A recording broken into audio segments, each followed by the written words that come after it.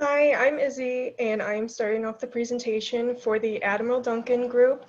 We are presenting on What Another Female Husband, the Prehistory of Same-Sex Marriage in America by Rachel Hope Cleaves. And the document starts off with its main arguments. It covers that the refusal to label sex between men or between women supports that there were in fact gay people during this time. Many people in the present believe that gay marriage is a new invention, but that is simply not the case. Same-sex marriage has been long known in American history, but was not necessarily common. Marriage also cannot be defined by its legal boundaries because those limits did not always exist in the past. Historians even have referred to illegal marriages, such as interracial ones at the time, as marriages due to the superficial quality of marriage as a term. The marriages discussed are labeled in their own times and places and not long-term relationships that might be considered marriages. An example of same-sex marriage at this time was Sylvia Drake and Charity Bryant. The picture is their silhouettes of Brian and Drake modeled after the traditional marital silhouettes. Herbert was a man who met Drake and Bryant at their tailor shop and noted that Bryant seemed to be the more masculine, seemed to be the man in the marriage.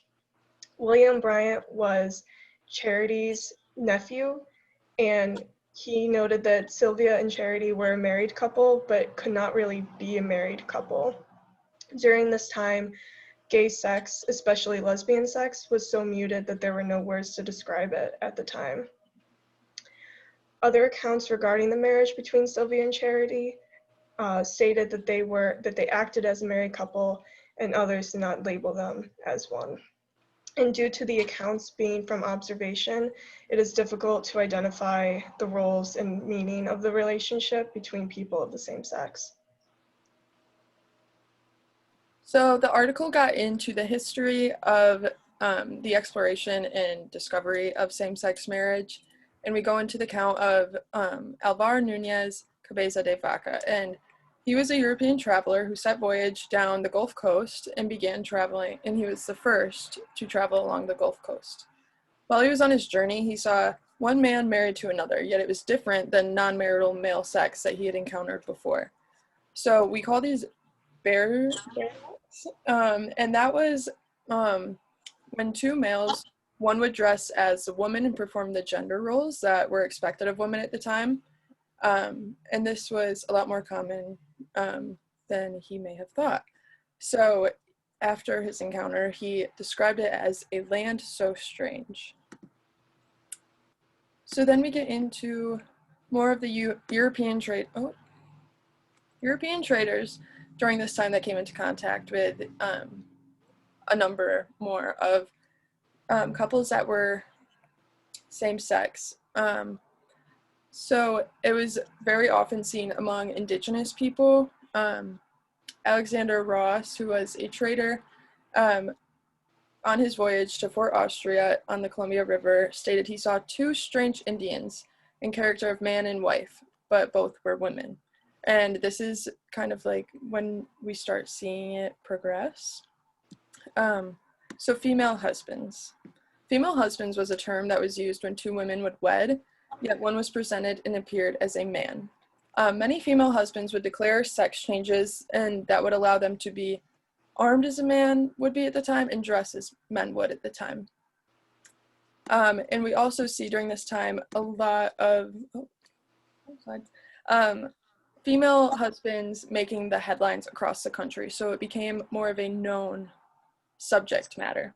So a couple examples that we talked about in the document: Woman Chief, which was a part of a indigenous tribe at the time. She had refused to do women's work, and she had eventually acquired 3 wives simultaneously, so she was married to 3 women at the same time, and eventually had to undergo direct supervision by the United States government. And this was not the first time that was seen.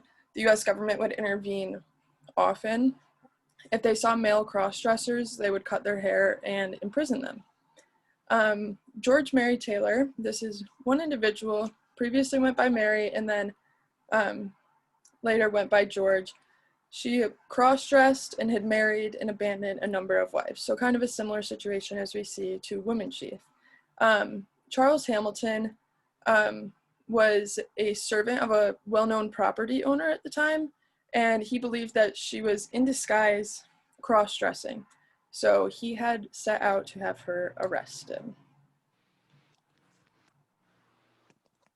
Hey, what's up? My name is Fred. A topic I read on today in this article was intersex marriage. Intersex individuals were depicted as monsters in early American culture.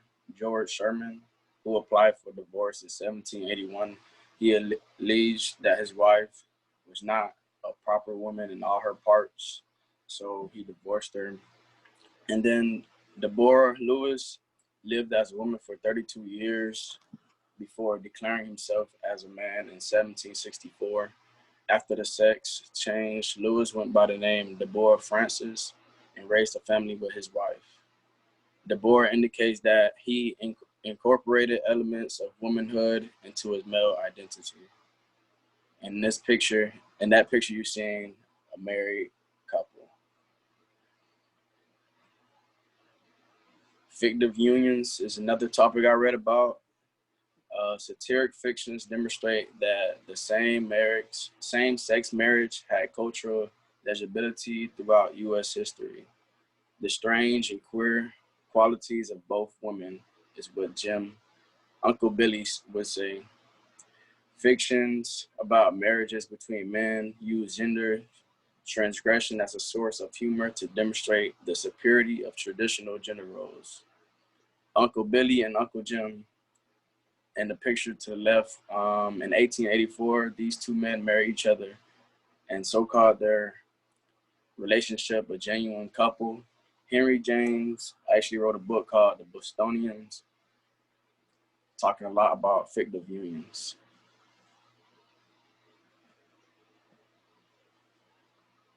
Alrighty, hello, I'm Becca, and I brought a flag because we have pride here. So I'm going to be talking about the more modern ramifications of gay marriages throughout American history.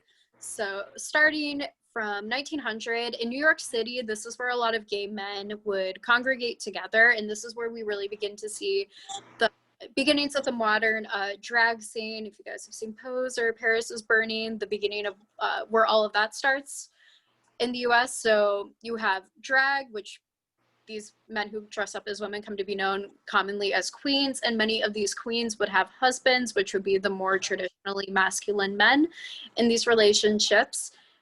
Going into the 1930s, when the Great Depression hits, we see a lot of young men take up with older men in sexual and romantic relationships. So, you know, kind of like sugar daddy situation.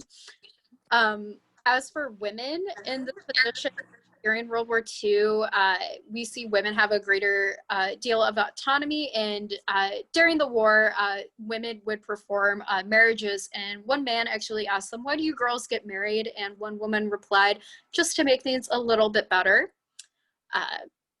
Getting into the mid-century of the 20th century, we do have lesbian weddings, which come to be a lot more prominent following World War II, and we also have the butch and the femme relationship, which is butches are lesbians who dress in more masculine ways, wearing male presenting clothing a lot of the time, and femmes are lesbians who present in a more feminine way. So in the mid-century, they would be wearing the dresses, the whole 9 yards.